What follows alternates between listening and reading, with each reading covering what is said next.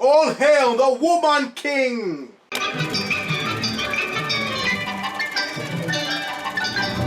show you how it's done. Shazam!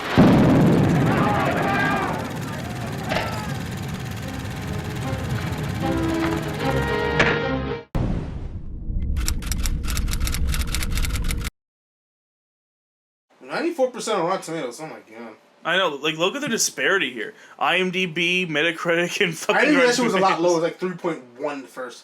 Oh, it was? Wow. I didn't even see it ever. I still chose Rotten Tomatoes more, because Rotten Tomatoes more based off a lot more reviews. Okay, guys, how you doing today? Welcome, YouTube. We are doing The Woman King. We're covering The Woman King. You know, and this is different, because you don't see films like this every day. You don't see films about African tribe and African culture and African warriors. African female warriors about, other than Black Panther. Mm-hmm. So I'm glad that we're getting movies about the motherland. But saying that, I mean, we cannot discuss this film without discussing some of the things we've been hearing in terms of like how it actually, how faithfully it adapts the actual tribe that it's based off of. Yeah. So Nick is as I said, Nick right here is a history buff. You know, he's good at this shit. So I'm not gonna take his shine from this. So.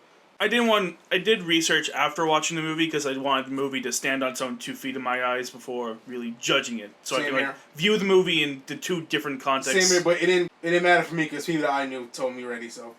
Because like in the movie, like we get this portrayal where the king, played by John Boyega, is like, but he's like he always like he repeatedly mentions that I do not enslave my people.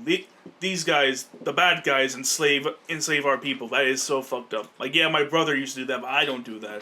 And the more research I do, the more I hear that's a lot of bullshit. Gotta make the character sympathetic. Yeah, that this tribe specifically was very heavy into the transatlantic slave trade. That at the point in history where this movie takes place, most European powers aren't even really buying slaves anymore. America's not even really buying slaves anymore like this. Why not?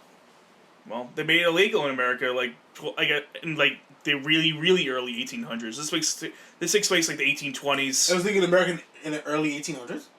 Yeah, like What year was the Emancipation Proclamation? No, slavery was still legal. Buying was illegal. But buying slaves, from importing slaves, was illegal. Well, so they just raised slaves within the family and just traded slaves. Yeah, within America. Yeah, that was how it worked for a couple decades. Great. Yeah. Fantastic. Yeah, it's disgusting, but that's how it worked. Like the only people who really still buying slaves were I'm pretty sure Portugal would still be buying to sell them to Brazil, and that's more or less it. Yeah, so well, the main colonizers here were the Portugals. Yeah, Portuguese did. I was saying Portugal, the Portuguese. The Portugals. Yeah, but the whole point I'm trying to make is that the Dami tribe, the tribe that this movie's based on, they've actually wanted to prolong the slave trade because they made so much money off of it. Wait, no, I don't think I have the name 100% right. Dahomey. Pronounced Dahomey. The Dahomey tribe. Yeah. It'd be one thing if that was the case and the movie portrayed it as it is, but the movie goes out of its way to portray these slavers as heroes and it's kind of casually ignore the fact that they're just as guilty as this shit as the bad guys are. But the thing is, in movies, you have to understand, Hollywood and movies are meant to romanticize and create fantasies. They fucking bastardize biopics and they fictionalize the shit out of everything. Like, literally in fucking Hidden Figures, it was, first off, I think Kevin Costner's character wasn't even real. He wasn't. That's first off. And on top of that, they even planted a whole fake scene. Mm-hmm. The person, Taraji P. Henson's real life counterpart, I don't think that's the right word, whatever. Who her character is based off of the real person. She said that when she went to use the bathroom, she just went right into their bathroom. She didn't care. Mm-hmm. She didn't go across the fucking station to go to the black colored restroom. She just said, "Fuck it." You know what I'm saying? What can tell her when she's so valuable? You know what I mean? Yeah. So, but they really wanted the moment of triumph to be they win that big moment to the lightsaber them and they're knocking down the fucking. Mm-hmm. You know what I mean? You know, whatever. You know what I mean? But I get it. With movies, you have to understand that's the goal. That's what you want to encapsulate the audience. It's not about being accurate. It's about capturing the emotions and getting you invested in making these characters relatable, making these characters redeemable. If these guys were authentically who they were in real life, you would hate these motherfuckers. You know what I mean? And you can't be hating your protagonist. Honestly, I don't see a problem with that. Like, why not have Like, you can have protagonists that are like morally dubious or even villainous. Dude, sometimes. who's supporting a protagonist who's actively part of the slave trade? Let's be real here. Yeah. Do you think PvP will be fucking with it as much? No fucking way. No. You're not telling me that. But that being said, it does feel really... It almost feels like they're kind of tricking people into rooting for slavers. Yeah, they're hoping to It's not have really people look gross. into it. It's really disgusting. And 2 white women wrote this script, which doesn't leave a good taste in my mouth, by the way. No. That only makes things worse. But they've been doing that talk culture forever. They keep misappropriating, you know what I mean? Like, Yeah. literally, I've seen I can't give you exact names, but I remember seeing on YouTube, like, some kind of, like, some kind of rom-com show, whatever, movie, whatever, on Netflix, that was based off of this, like, Asian couple and this other race couple. I'm not sure the other one was. I think they both were Asian Americans. And, like, the way they were talking was, like, it's so cringy and so, like, exaggeration and bastard way of, like, how they actually communicate and the lingo that, you know what I mean, their culture is, like, it's, you know what I mean, when you realize the white woman wrote this, it's like, okay, you know, what is white people in general, it's like, oh, they don't, that's why it sounds like this, because they don't actually understand our culture, they're just profiting off of making shit based off of what they think they know. Yeah. And it's not, like, authentic at all, you know, similar to this movie, you know what I'm saying? However, the black woman did direct this movie, to be fair, but directing has nothing to do with the reason why this movie is what it is. No. You know what I mean? She did a great job. Yeah, I'd say so. You know, This is a well-directed movie. Gina Prince Bythewood. And she was directing one of my favorite romance films ever. Love and Basketball. Love and Basketball. Have you seen that one? No. I've seen it. We should see it. And, you know what I mean, she definitely did a good job here. Because the best part of this movie was the directing and the acting, you know? Yeah. So in terms of the directing, she took that story and she kicked ass. So everything else is definitely not her fault, you know? It's definitely on the writers. And the writing wasn't even bad. It's the writing just like... Yeah. You just, you know... It was okay. It wasn't, like, awful or anything. Yeah, I liked it. You know what I mean? Like, I liked it. Nick, he wasn't as, you know, enthusiastic about the movie as me. There's a lot of story beats I just did not gel with. Okay, then what are those story beats? Well, most specifically, like, going into heavy spoilers here, the fact that... at this point, the movie got already spoiler reviews. Yeah, but, like, the fact that Naui is actually Nusilla's doll, like... I'm sorry. Like, Larissa's daughter, I'm like, come on. That whole mother-daughter thing just feels really forced. I really did not vibe with that.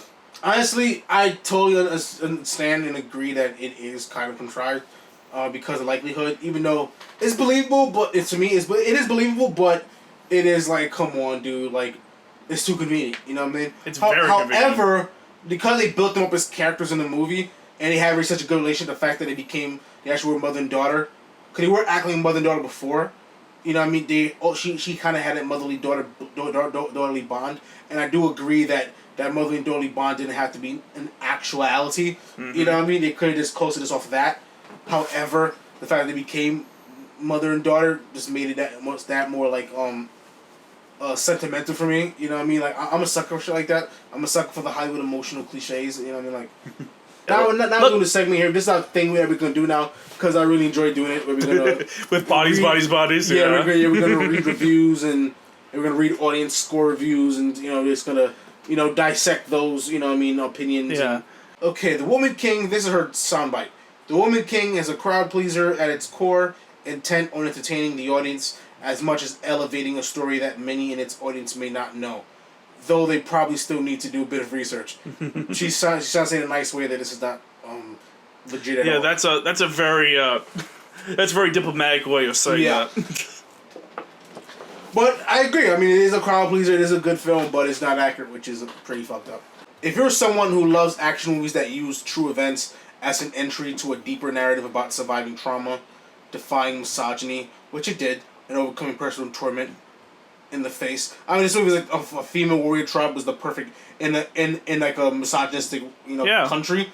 And it's the perfect like balance board. It's the perfect like canvas to actually just discuss that, like, which is why it works. But it's also they took part in the transatlantic slave trade. Yeah, I mean, there are things here that are likely true. Like that, like they say that, like here, this critic said that the movie's about surviving trauma, which it is. Like Viola Davis's character was a rape victim, and that's a very big part of who she is as a character. And of course, Naui, she literally comes from like her adopted father tried to really, for opening scene, is trying to be put into an arranged marriage. She's like, fuck that. You know what I'm saying? Yeah, and even then, like... And the dude was slapping her around. Yeah, like, even then we know that Naui is the product of rape. And but that's towards the end. When and Viola Davis does confront and murder her rapist, so that's a pretty good moment for her. Who's the rapist? Was the main villain dude? I'm pretty sure it was, yeah. Okay. Wow, so her father, so her father's the leader of the tribe that they were warned against. Yes. Okay, I think that's it for. I mean, there's a bunch more good reviews, but I'm like, a lot of these are just very bland and generic, quite frankly. Yeah.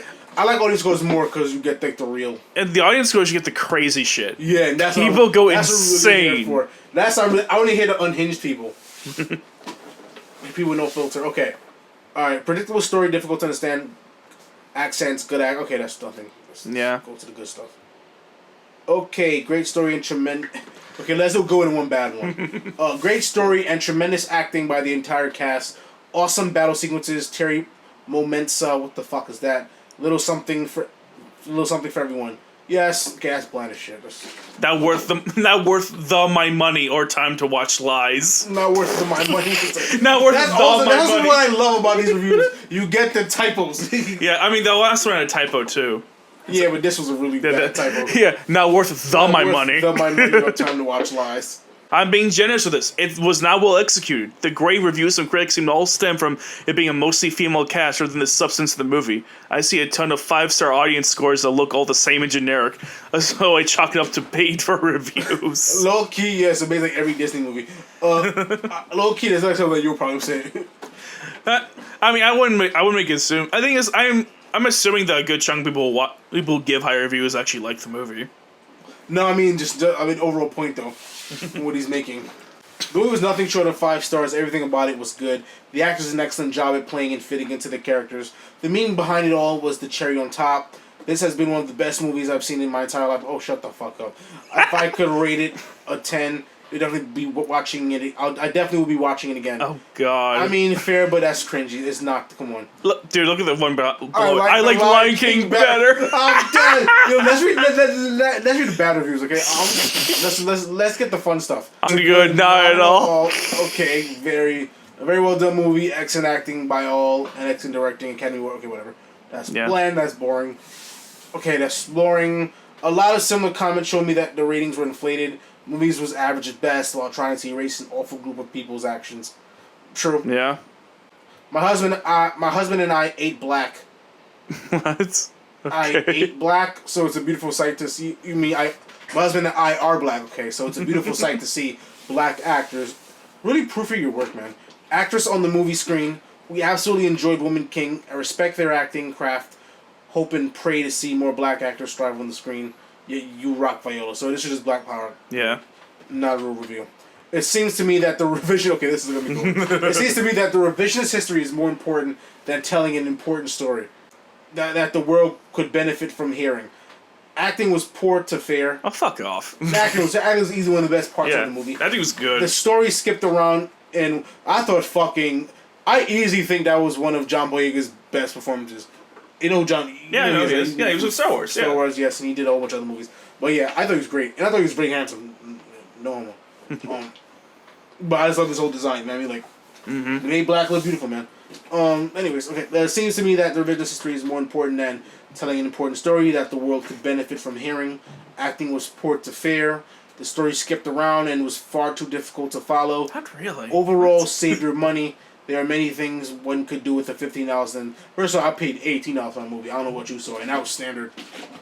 Maybe 10 years ago it was $15, but not now. Okay, next one. Acting is hit or miss. There's worse stuff out there, but our expectations were high. Especially that might have been its doom. Wife didn't care for it either. The one good thing about the movie is that my wife gave me veto over picking next movie night. What the fuck? Okay, sure. Okay. Historic fiction at its worst. I mean, I guess fair. It is historic fiction for sure. Sorry, I didn't like this film at all. It's not realistic and subverts what really happened. The narrative coming out of Hollywood right now is quite harmful. Fair enough. Yeah. Fluff much? No way this movie is 99%. No longer trust Rotten Tomatoes. It smells. Terrible storyline acting. The acting's not bad. Lixo. What the fuck is that? I don't know. No facts are used in the making of this film. This film is a fantastic fictional roller coaster ride through a parallel universe where unicorns fly, and each rainbow comes equipped with a pot of gold. I believe this film should be added to the Marvel Universe of people superheroes I can love. I mean, that's great that it was be a secondhand Dora Milaje. Alright, man, so I'm glad you enjoyed this review. Let us know what you think about this movie. Do you love it? Do you hate it? What do you feel about the misrepresentation of historical events in this movie? Let us know what you think. Yeah, please let us know. This is a very contentious movie on both sides. So whatever you say, it'd be interesting to say. So go and talk about it in the comments. Make sure to like, subscribe button because they'll definitely be pressed. Yeah, the name of Viola Davis. You will hit the notification bell. Will. We'll see you next time, folks. Peace out.